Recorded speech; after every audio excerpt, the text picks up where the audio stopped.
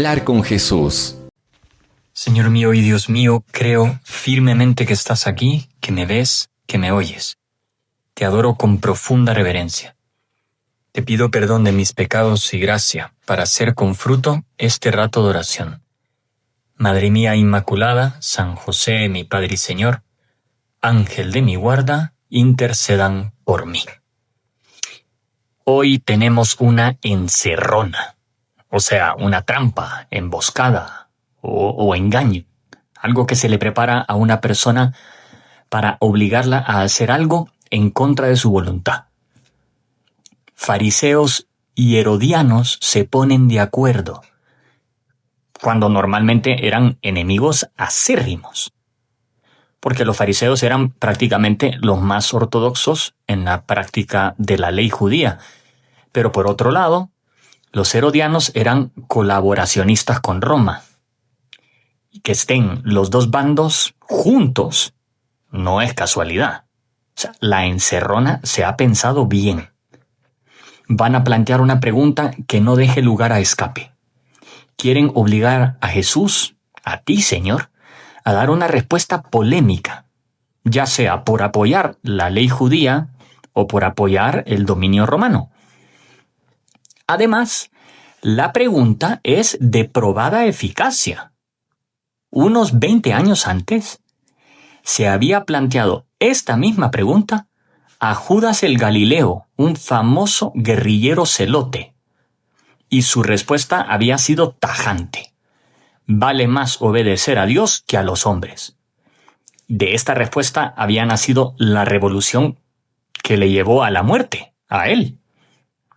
O sea, está todo previsto, todo calculado, y ahí va la pregunta. Maestro, ¿es lícito pagar tributo al César o no? Se contesta Jesús que es lícito pagar el tributo, la gente que le sigue le va a odiar. Van a decir que es un colaboracionista o un cobarde. Pero si dice que no hay que pagarlo, los mismos herodianos lo van a llevar ante Pilato para que le castigue por ese acto de rebeldía.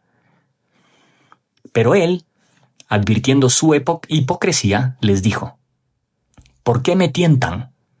Tráiganme un denario para que lo vea. Ellos se lo trajeron. Y les dijo: ¿de quién es esta imagen y esta inscripción?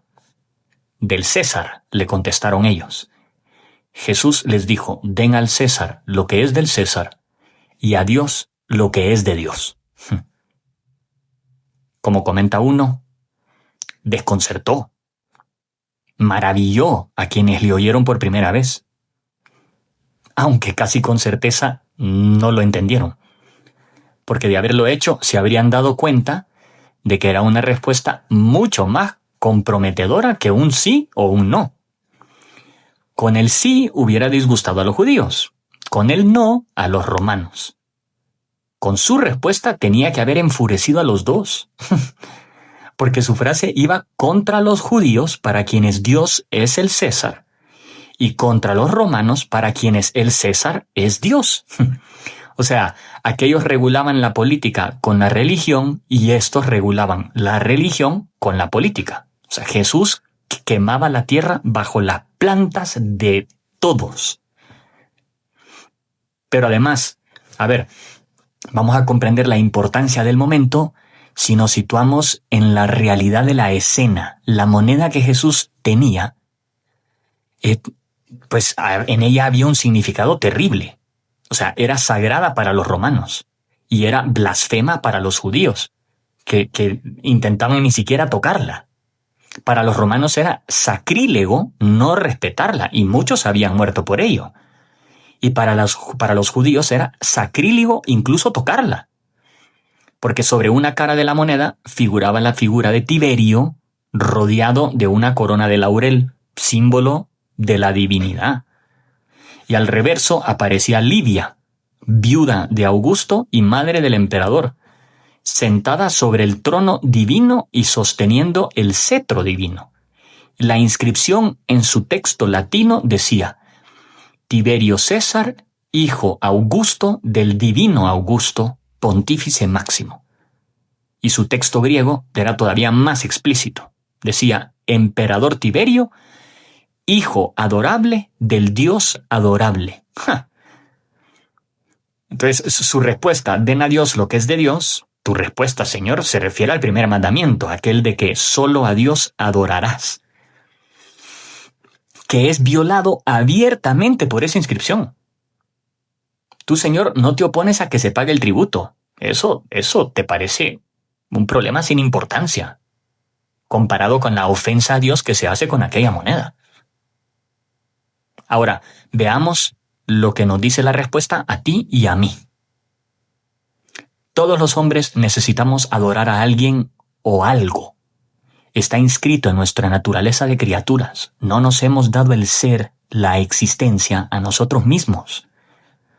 Por eso dice tan sabiamente el Catecismo de la Iglesia, la adoración del Dios único libera al hombre del repliegue sobre sí mismo, de la esclavitud del pecado y de la idolatría del mundo. Necesitamos adorar. Estamos hechos así. El hombre siempre tiene que adorar a alguien o algo. Si no adoramos a Dios, acabaremos adorando el dinero, el placer, el prestigio, la fama, el yo, a otra persona, con un fanatismo irracional. La adoración a Dios es como la piedra clave que sustenta todo el arco de nuestros amores. Si la quitamos, o si la ponemos, si no la ponemos, todo el arco se derrumba. En cambio, con ella en su sitio, ahí sí, si la ponemos, el arco aguanta. ¿Qué razón tenía el párroco italiano que le decía a Matteo Renzi, que fue primer ministro italiano, con 39 años? Le dijo, Mateo, recuerda que existe Dios y no eres tú. Así que relájate. O sea, no eres Dios. Ninguna cosa alrededor tuyo lo es. Dios es alguien. Y solo Él puede saciar esa ansia que llevas en el corazón. Estamos hechos para Él y por Él. Pero corremos el riesgo de creernos dioses o de ser idólatras, porque al final nos arrodillamos ante algo o ante nosotros mismos. Y por ahí vamos soberbios, creyéndonos dioses. Todo para mí, todo a mi gusto, todo como digo yo, todo a mi servicio. A ver, solo falta que nos echen incienso, ¿no? Y que nos rindan culto. Es más, queremos ser el Dios de Dios.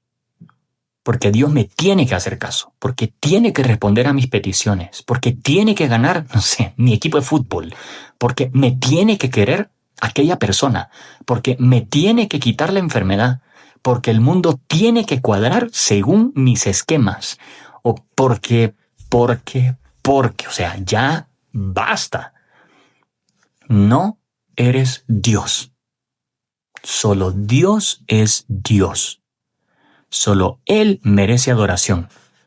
Al Señor tu Dios adorarás y a Él solo darás culto. O sea, a veces se dice de una persona que es adorable, para indicar que no solo es encantadora, sino que, que despierta esos sentimientos de amor intenso por ella. Por ejemplo, un bebé risueño. Pero bueno, adorable en sentido estricto solo es Dios. El Evangelio está lleno de personajes que se postran y adoran a Jesús.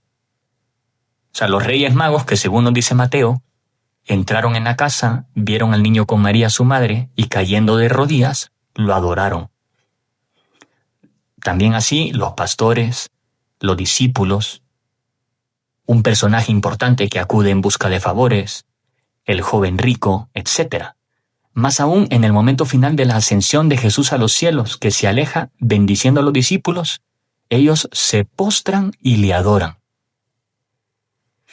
Bueno, dale a Dios lo que es de Dios, o sea, su lugar como Dios, y date a ti mismo, que eres el posible César de tu vida, date tu lugar, que es el de un hijo de Dios, que confía en su Padre, que le quiere, que le adora. Si no lo hacemos, nos hemos dejado vencer por la encerrona que nos plantea el mundo. la de hacer un Dios de algo o alguien, o hacer un Dios de ti mismo. Pues no, yo no soy Dios ni tengo otros dioses, tengo a Dios por Padre. Si los demás no entienden, peor por ellos. No se trata de quedar bien con nadie, sino de vivir como quien eres. Y Señor, yo quiero vivir como quien soy, como tú me lo demuestras también con esta respuesta.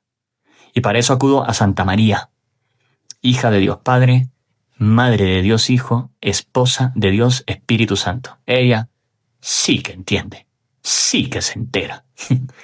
Y te doy gracias, Dios mío, por los buenos propósitos, afectos e inspiraciones que me has comunicado en esta meditación. Te pido ayuda para ponerlos por obra. Madre mía Inmaculada, San José, mi Padre y Señor, Ángel de mi guarda, intercedan por mí.